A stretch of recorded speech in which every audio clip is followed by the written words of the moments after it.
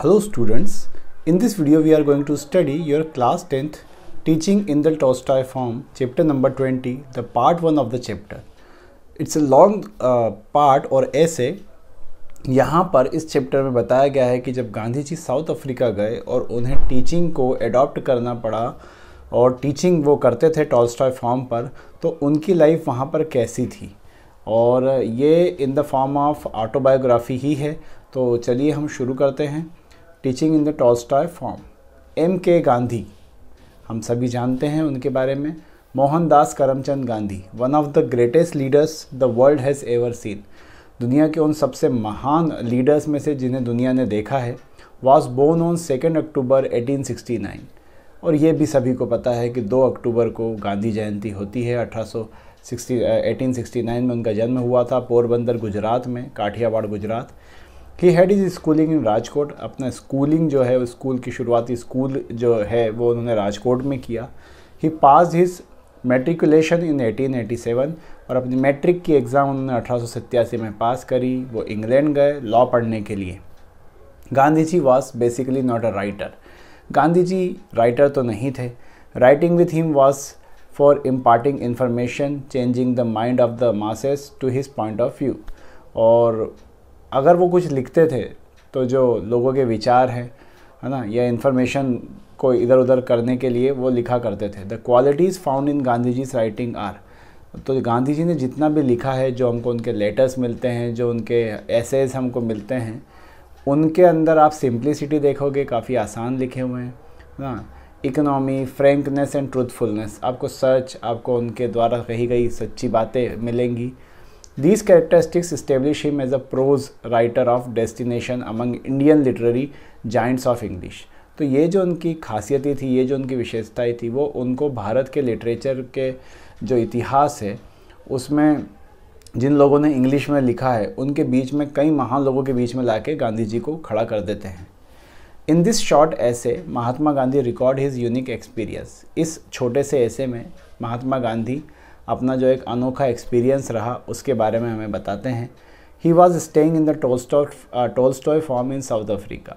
जब वो Tolstoy form जो साउथ अफ्रीका में है उसमें रुके हुए थे, तो उसके एक्सपीरियंस को यहाँ बताया गया है. There were some young boys and girls in that farm. उस फॉर्म में, उस खेत बोल लीजिए आप उसको, वहाँ पर कुछ युवा लड़के थे, लड़कियाँ थी. These boys and girls belong to different religions. ये जो लड़के लड़कियां हैं ये बहुत ही अलग अलग धर्मों से आते थे. कुछ हिंदू, मुस्लिम, पारसी, क्रिश्चियन थे. Gandhi ji and his 2 colleagues, Gandhi ji और उनके 2 साथी मिस्टर कैदरबेक और श्रीमती प्रागजी देसाई जो थी, decided to educate these children. इन सब ने डिसाइड किया कि ये मिलकर उन्हें एजुकेट करेंगे. आप इनके चित्र यहाँ पे देख सकते हैं तीनों के. ये तीनों लोगों ने डिसाइड किया कि ये उन्हें शिक्षित करेंगे. और it was a difficult task, ये बहुत ही एक कठिन कार्य था. टू इम्पार्ट प्रॉपर एजुकेशन, उनको एक प्रॉपर एजुकेशन देना without the help of any aid, किसी भी मदद के बिना. Still Gandhi ji and his colleagues saw it that his students had all around development. फिर भी गांधी जी और उनके जो कलीग्स थे उन्होंने ये निश्चित किया कि बच्चों को ओवरऑल डेवलपमेंट मिले.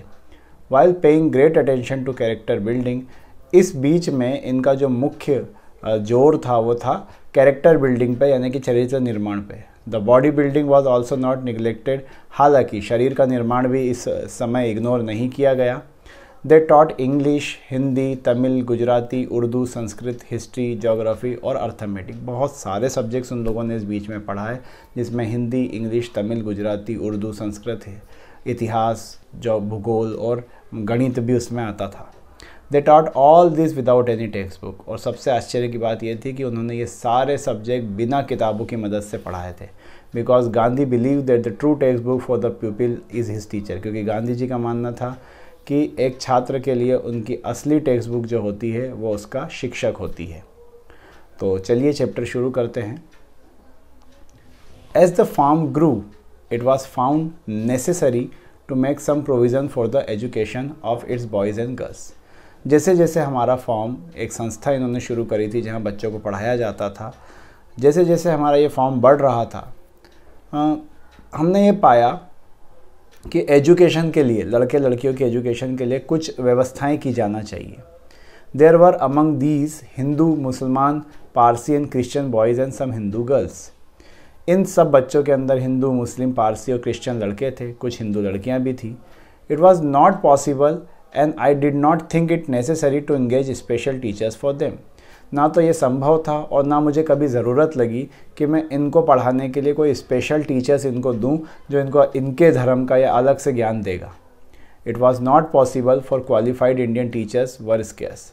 ये इसलिए भी पॉसिबल नहीं था कि जो भारतीय शिक्षक थे उस इलाके में, साउथ अफ्रीका में, जो क्वालिफाइड हो वो स्केर्स थे, यानी कि उनकी कमी थी काफ़ी। एंड इवन व्हेन अवेलेबल, और अगर वो उपलब्ध होते भी थे, none would be ready to go to place 21 miles distance from Johannesburg on small salary. तो उनमें से कोई भी साउथ अफ्रीका का जो शहर है जोहान्सबर्ग, उससे 21 मील दूरी पे टॉल्स्टॉय फार्म था, कम सैलरी में इतनी दूर कोई भी आने को तैयार नहीं होता। Also we were certainly not overflowing with money, और ना ही हमारे पास कोई पैसों का बवंडर आ रहा था या कोई बहुत सारा पैसे की नदियाँ बह रही थी हमारे पास। And I did not think it necessary to import teachers from outside the farm.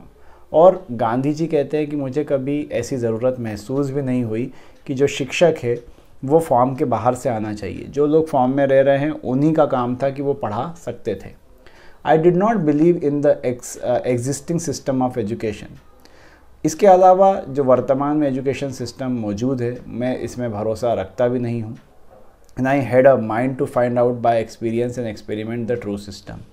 और and I had a mind to find out by experience, मेरा जो अनुभव था, जो एक्सपेरिमेंट थे, मैं एक सच्चा एजुकेशन सिस्टम उसमें लाना चाहता था।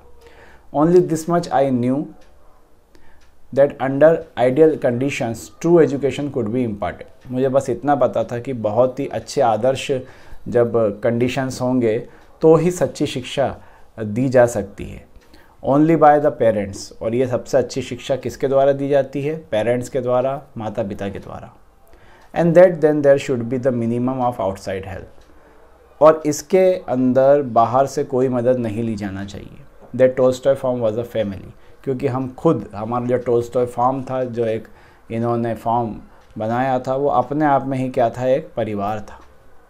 In which I occupied the place of the father. तो गांधी जी को बापू यहाँ देश में भी बुलाया जाता था, और साउथ अफ्रीका में जब ये पढ़ा भी रहे थे, अपनी लॉ की तैयारियाँ कर रहे थे, उस समय वो कहते हैं कि मुझे यहाँ पर भी पिता समान ही माना जाता था।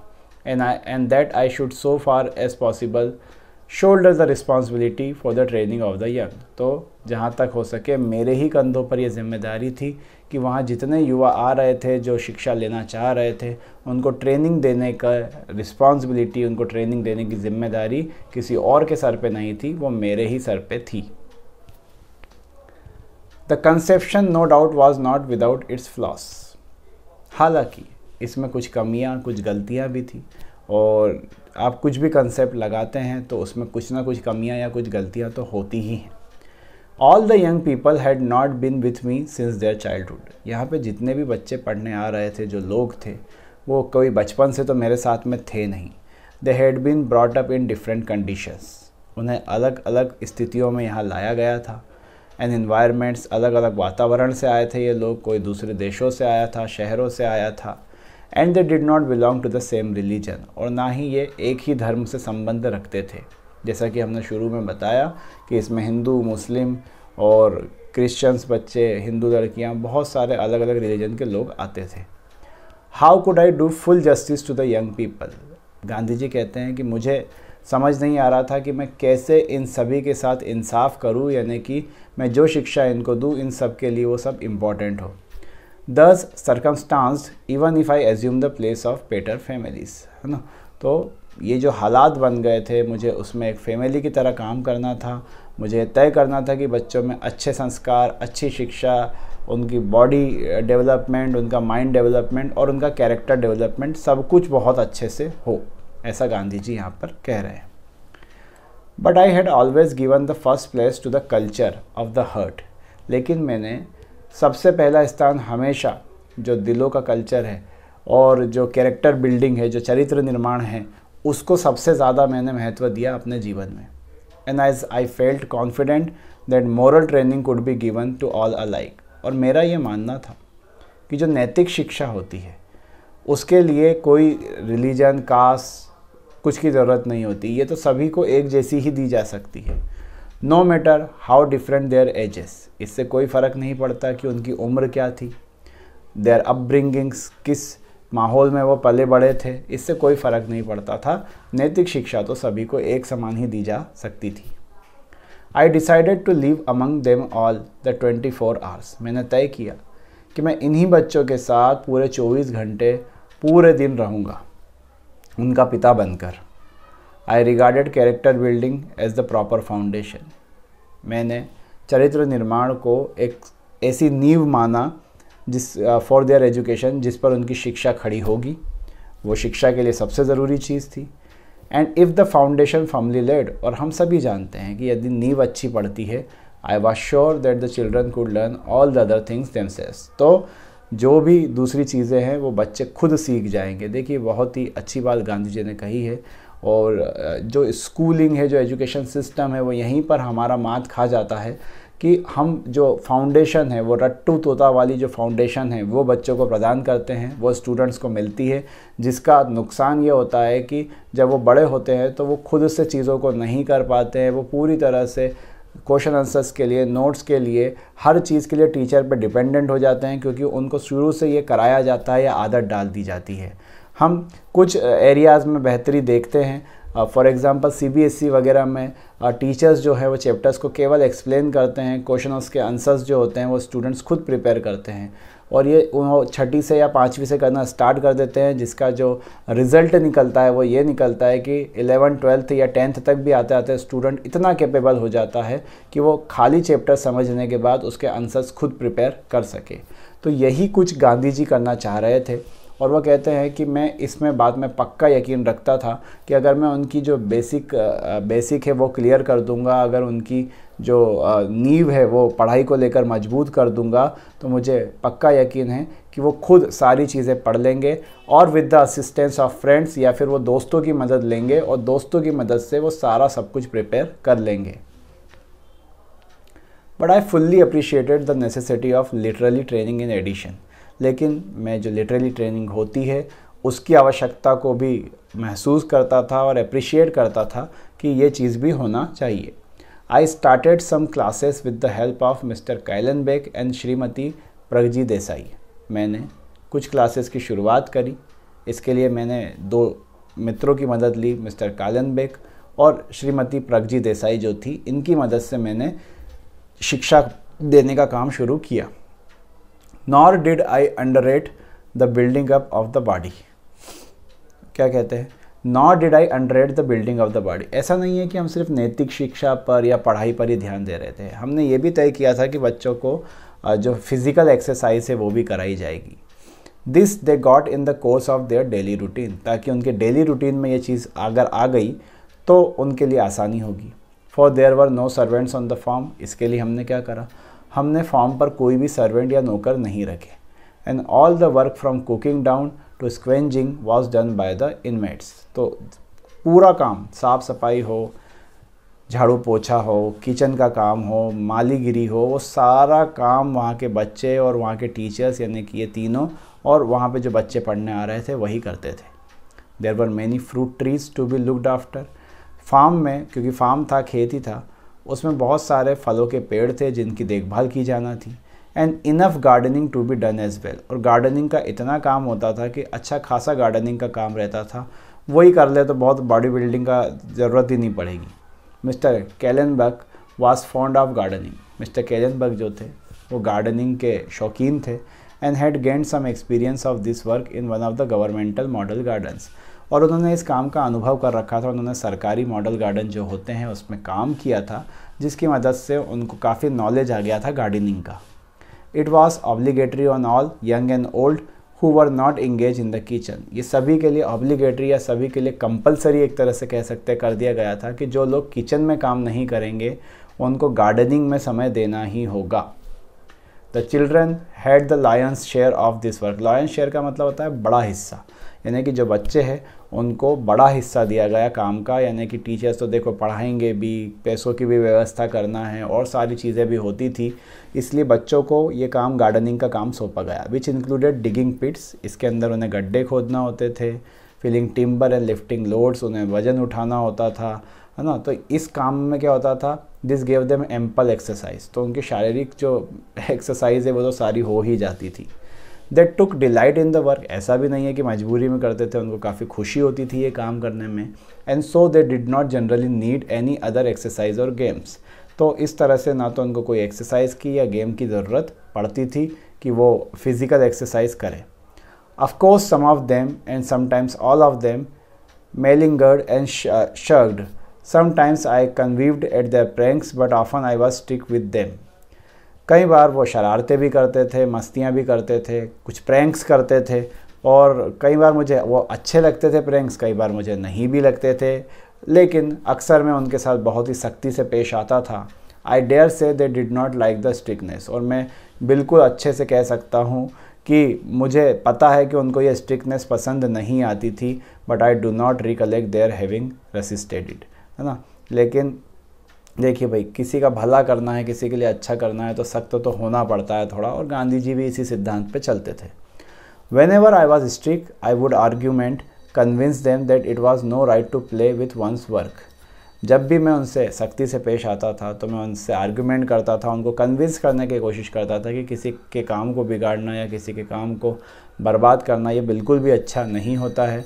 The conviction would however be short lived, the next moment they would again leave their work and go to play. हालांकि इसका कुछ ज़्यादा असर उन पर पड़ता नहीं था, उनको थोड़ी देर तक असर रहता था इन बातों का, काम करते थे और उसके बाद फिर से खेलने चले जाते थे।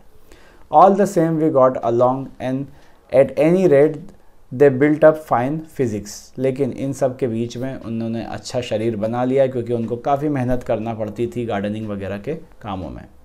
There were scarcely any illness on the farm. देखो भाई, बच्चे बाहर जाएंगे नहीं, टीचर बाहर जाएंगे नहीं, बाहर से कोई अंदर आएगा नहीं, फार्म में ही अच्छा अच्छा खाएंगे, अच्छा अच्छा वहाँ का उगा हुआ जो नेचुरल फूड है वही खाएंगे, खुद ही बनाएंगे, खुद ही उसे को ना करेंगे, तो फिर बीमारियां आएगी कहाँ से फार्म के अंदर। तो वो क्या कहते हैं कि बहुत ही दुर्लभ ऐसा होता था कि फार्म में कोई बच्चा बीमार पड़ता हो या कोई लोग बीमार पड़ते हो। दो it must be said that good air, क्यों? क्योंकि अच्छी हवा, अच्छा पानी, रेगुलर आवर पे फूड मिलता था, है ना। और ये सारी चीज़ें भी कहीं ना कहीं इन चीज़ों के लिए रिस्पॉन्सिबल नहीं थी, और भी ये फिज़िकल मेहनत करते थे, इससे भी ये सारी चीज़ें होती थी, सब चीज़ें मेंटेन कर रखी थी, इससे भी चीज़ें होती थी। तो यहाँ पर हमने देखा इस पार्ट में कि गांधी जी बता रहे हैं हमें कि किस तरह से एजुकेशन को ये इम्पार्ट करने की कोशिश कर रहे थे।